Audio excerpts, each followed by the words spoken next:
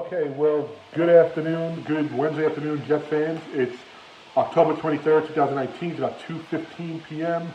And we are a little less than 48 hours past that Monday night loss, 33-0 to the Patriots. And we, as a fan, usually dwell more on the loss and on a win, I think, than the players themselves. Or else I feel that way. I'm not sure. But you know, you got to move on, 24-hour rule, whether it's a win, whether it's a loss, or whatnot.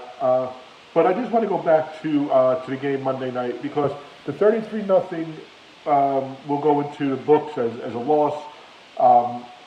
But the side story, I think what took over more the day after, maybe even during the game, if you were home watching it, was the mic'd up Sam Darnold being heard saying he saw ghosts out there on the sideline when he was talking to one of his players, one of his coaches. Now, there was a big deal made about this by the fans, by media, by radio hosts, by other players, and you know, as Jet fans, everything is always magnified because we have not won the big game in 50 plus years. So, you know, I didn't think much of it that night. My gut reaction was he's confused. You know, he'll get over this. The first thing I want to say is this is a player who hasn't played a full 16-game season yet. He missed 4 games last year. Obviously, he missed 3 games this year. And he started last year, I believe, 12, and this year he started 3. He's 1-2 as a starter this year. This is his first time seeing Bill Belichick's defense this season, probably the 3rd time he's seen it in his career. So you're telling me on a Monday night game on a team who was 6-0 that you're concerned about Sam Darnold? Yes, I'm concerned that he made some bad mistakes. But first of all, look who we were playing. Look who the defensive coach and the head coach for the Patriots is. I mean, Belichick for both of them, obviously. And look at the schemes he was seeing. Now, what we need to do from this as fans is hope. Number one, Sam grows from this game that he played. Sam could identify what's out there and move on. Number 2, it doesn't stay with him and haunt him, no pun intended, you know, ghost and haunting, but as a career-defining game. You know, and the reason why I say that is because WFAN, Joe and Evan, and you know, Joe and Evan are big Jet fans, and Joe, you know, Joe is not a radio sports personality to me. Joe is the guy you sit next to at a bar, and he just complains about his team. And that's rightfully so. There's a lot of Jet fans like that. My dad is like that. But Joe kept saying, you know, this may define him the way butt fumble defined Sanchez. And again, we go back to this damn butt fumble. And if anybody watched that game or was at that game, saw that Sanchez was running for his life and he had no place to run and ran into his lineman. Now, I blame the lineman more than I blame anybody because Sanchez is just running to get out of the way. He was, you know, beat up, knocked down, and destroyed that game. And yes, he went to 2 AFC Championship games in his rookie year and his sophomore year. On the road, he beat Carson Palmer and he beat Phillip Rivers. He lost to Peyton Manning that first year in the AFC Championship game. Second year, he beat Peyton Manning in Indy. He beat Tom Brady in New England and then lost in Pittsburgh to Big Ben Roethlisberger in a game that they were down 24-3 and lost 24-19 in the second half. So for the butt fumble to define Mark Sanchez is just ridiculous. And those are haters. Those are fans that don't like the Jets, like to make fun of the Jets and whatnot. But nobody wants to hear about Deflategate or Spygate or Brady breaking his phone or Belichick cheating on his wife with, I believe, his sister-in-law or Brady leaving Bridget Moynihan when she was pregnant to go marry Giselle. Nobody wants to hear that because they just have rings. So you know what? It is what it is. It is what it is. For this to define Sam, if only if he goes down further and never recovers. So if Sam goes on to be a mediocre quarterback for the next 5 years and bounces team to team, and never really makes it, it'll be, remember that Monday night game against the Patriots? Yeah, that said it all. But if Sam moves on to greater things, and we hope he can bring us to the promised land, this game will just be, remember that game when everybody thought Sam was a bust? I guess he fooled everybody. The next thing I want to touch upon with that is the coaching staff with this needs to really take a grip on where the team is headed. Like I said in the past, I'm trying to give Gase the benefit of the doubt, but he just seems clueless out there. I hope it changes. I remember the headlines, Daily News in '96, Clueless Joe was Joe Torre, and he wound up coming here and doing a few things with the Yankees. So Clueless Gase, I hope is something that we can turn around. His track record does not prove to me that he's going to lead this team to where it needs to be. But right now, the priority is to get your quarterback on track. Keeping up with the team and getting the quarterback on track, players came out. Le'Veon Bell came out and said that he was disappointed with ESPN airing that, and the team came out and said that. ESPN, as a marketing strategy, it was genius. You have this young kid, third pick of the draft last year, and he's playing the big bad Patriots and trying to make a statement, and he's out there saying, "I see ghosts." It's the "I see dead people" line all over again. There's been memes with Casper, there's been the Ghostbusters symbol that my buddy George showed me. So that was prime real estate right there when he gave that. Now, whether it was, a good decision to air it, I think as a standpoint of the other 31 teams, the other fans and all the haters loved it. As far as Jet fans, maybe have a little more couth and don't air that. Have a little more respect for the young kid. But, this is a money walks and BS, money talks and BS walks kind of a league. And this got them how many, hits and how many replays on YouTube that was displayed. So I can't blame ESPN. As a Jet fan, I wish I didn't air it. As a fan, I understand why they air it. So we'll move on from that. But also, not only his teammates came out to support him, and not only his coach, but a couple of people that have had some success in the league and have been to the big game and have won the big game. And that was Kurt Warner and that was Brett Favre as well. And Brett said, Mike Holmgren used to say spirits or ghosts are out there, and it's something you don't see, or you're seeing something that's not really out there. And you're gonna experience that and you learn from that. And Brett said you have to hope he learns from his mistakes. Kurt Warner said the same thing. Every player has seen those ghosts. The only difference is there wasn't a microphone on the players who have seen them and said it.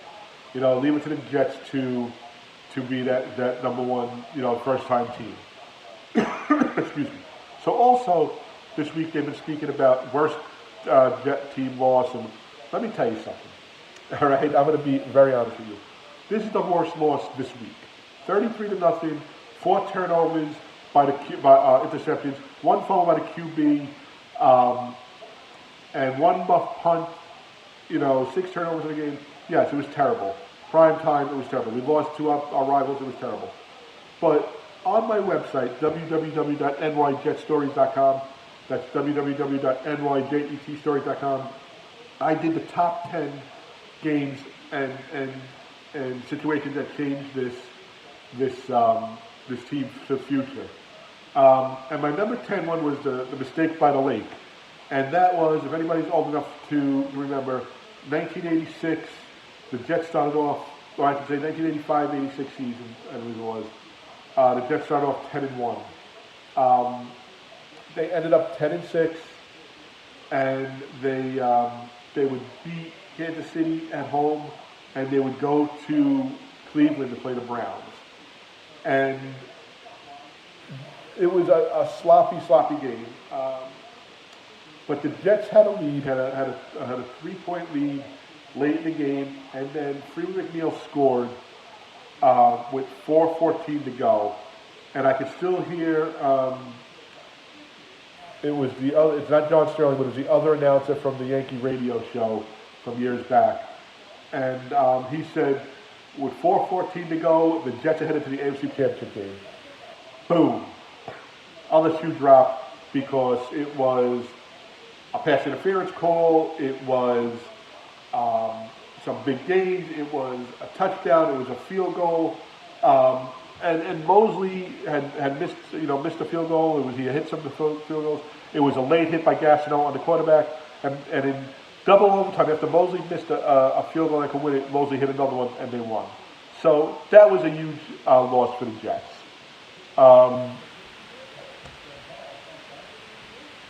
It's other games. I was there for the Spike game. That was actually the day after my birthday in 1994, so it was my 22nd birthday. And the Jets had a lead. They had, I believe, like a 17-point lead at one point, and it dwindled down. And for the first time ever, a quarterback faked spiking and clocking the ball, and he beat Dan Marino beat Aaron Glenn to the right, right near pylon. And I can still remember the only two players that moved was Paul Fraze on the Jets defensive line and the wide receiver. There was a game where the Jets led the Eagles. This goes on and on. This is not the worst game in Jet history. Maybe statistically as part of a QBR or whatnot. But, I've sat through, and many of you probably sat through losses. I remember being there in warm-ups with my father, pouring rain with then, it was the Tennessee Oilers. They weren't the Tennessee Titans yet. And Neil O'Donnell pulls a calf muscle in warm-ups. To this day, nobody's seen him do anything, but yep, he slipped on the end zone emblem and pulled a calf muscle. And there's Keyshawn Johnson carrying him off. So, yes, this stings. Yes, this hurts. But you got to hope for the future of this team. This does not define the next 5 years of this team. You got to hope that this, if it does define the team, it's in a positive way where Sam learned from this, picked up his game, and he never saw a game like that again. Where Gase never coached a game like that again. It's all about taking the next step forward. Not a step back. Not a woe is me. We are 1-5, and I say we because we are a fan base and we are part of this team. We're 1-5, and there's 10 games left. Now, can 11-5 happen? Statistically speaking, I don't know what the chances are, but it is a possibility because every game you have a chance to win. I don't see that happening. I won't even give a prediction of how we do the rest of the way because I want to see how the kid bounces back from this. I want to see Chris Herndon come back. C.J. Mosley is saying that his groin may never fully heal. I mean, he is an older player, so this may be his only season with us. There's also talk of trades.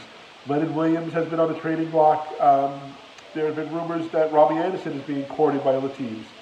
Do the Jets pile up draft picks and just go for broke on next year or going forward? This is where you're going to hope the organization takes that next step forward and not 2 steps back. I would never tell anybody how to be a fan or who's a bigger fan or who's a better fan. You leave a game early, that's your prerogative. You leave a game late, you come to a game late, that's your prerogative. You don't go to a game and sell your tickets, that's your prerogative. Hey, I don't tell you how to spend your money. I don't tell you what to do with your tickets. But also, the bitching and complaining really need to slow down or be realistic. Somebody saying, the Jets need to sell the team. Well, you know what? The Jets have had a few owners in their lifetime. They've only won I'm seeing the touchdown on the NFL Network. They've only won one Super Bowl. The Jets have had many coaches won Super Bowl. The Jets have had many quarterbacks won Super Bowl. So to make these drastic changes in the middle of the year, it's not going to happen. Even though they changed GMs in the middle of the year this year, even before the season started, but it was during the NFL calendar. you know, if you're going to root for the team, root for the team. If you're going to bitch about them, bitch about them. But be realistic what you're bitching about. I had somebody tell me if they had their own stadium, it would have been different Monday night. No, it wouldn't have. Because your own stadium, you're still going to have a PSL. Okay, you're still going to have that green paper on the walls. Okay, maybe the outside sign says something different. There's no giant,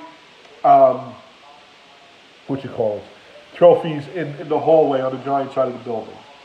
Okay? But if a person's going to get top dollar for tickets, which they probably did Monday, they're going to sell their tickets. So whether you're in Shea Stadium, the Polo Grounds, Yankee Stadium, Giant Stadium, Meadowlands, MetLife, or JetBlue Stadium, home of the Jets. I don't know, where they're the only home team. You're going to have opposing fans. And I'm sorry, you're going to have opposing fans because tickets are expensive. There are third-party markets where you can make money, you can make above your face value. And sometimes people have things to do. On Monday night, when the team has won one game and they're coming off a win, and they're playing a big opponent, people are going to sell their tickets. That's all there is to it. Now, me, I try to attend every game that I could. I have that thing. I like to go. That doesn't make me a better fan. Doesn't make me a better season ticket holder. It just makes me what I do. It's my prerogative. It's what I want to do. And that's all there is to it. I respect all the fans, whether you're opposing or not. I was joking around with some Patriot fans Monday night. There was some that were just, obnoxious. There was this one guy who looked like Marlon Wayans, looked like one of the Wayans brothers sitting a couple of rows ahead of me.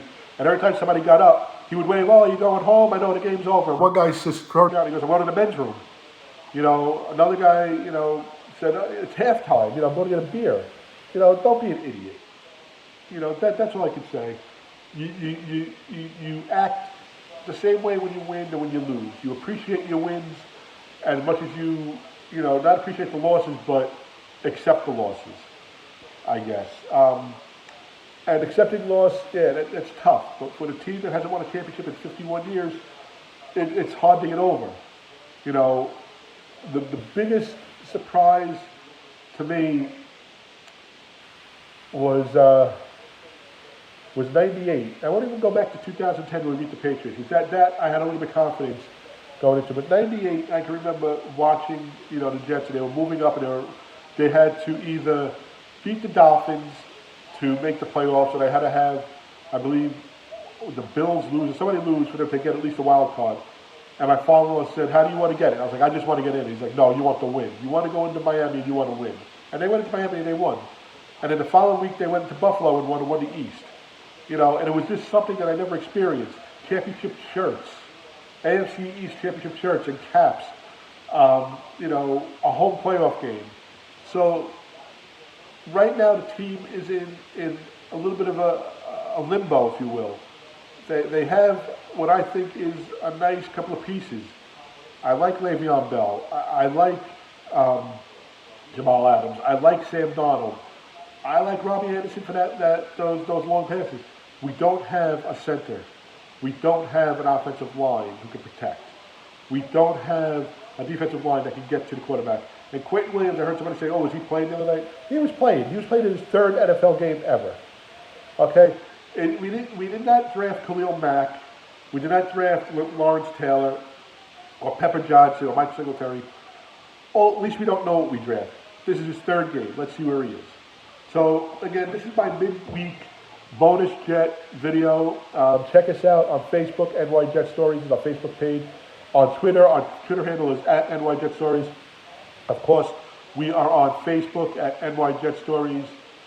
I'm sorry, that's our Facebook page. We are on the internet at www.nyjetstories.com, www.nyjetstories.com. I know I rambled on a little bit today, but I couldn't call it to talk shows on the radio because I would just be too nasty to them. Because all I heard was, first I hear how pissed off they are, then I hear how they're laughing, how Michael Irvin and Joe Benigno are laughing today. So I guess if you could laugh, Joe, you're not too upset.